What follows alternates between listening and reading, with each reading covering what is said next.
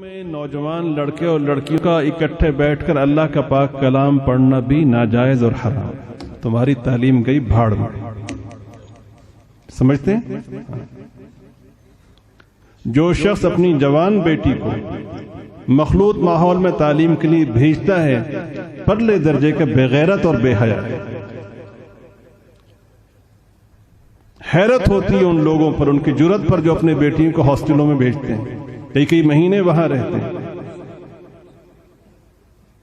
قیامت میں جواب دینا پڑے گا. یہ امانت ہیں، یہ محمد صلی اللہ علیہ وسلم کی بیٹیاں ہیں جن کا ظہور تمہارے گھروں میں ہوا ہے. کل قیامت میں کیا منہ دکھاؤ گے؟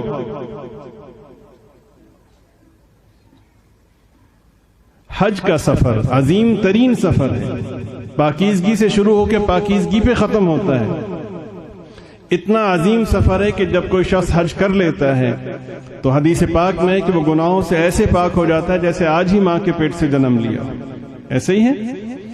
اللہ پاک اتنے خوش ہوتے ہیں حج کرنے والے سے کہ جب وہ واپس آ رہا ہوتا ہے تو سرکار نے درخواست کی اللہم اغفر للحاج، اے اللہ حاجی کی بخشش فرما.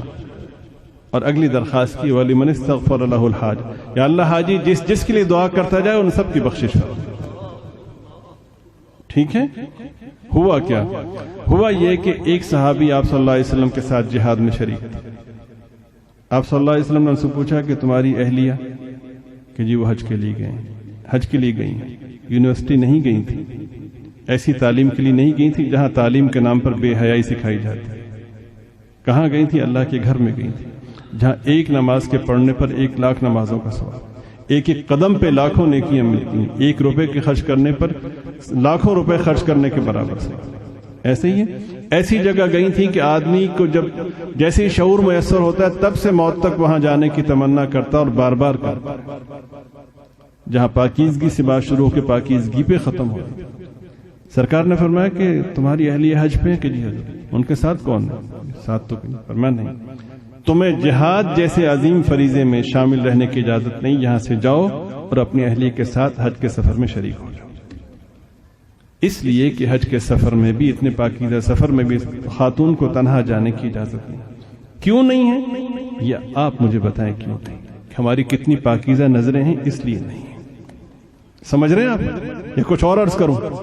اس لیے دل پاک ہونا چاہیے. جو شخص یہ کہتا ہے سب سے بڑا جھوٹا وہ شخص ہے. سب سے گندا دل اس شخص کا ہے جو دل پاک ہونا چاہیے کہہ کر بے پردگی اختیار کرتا ہے.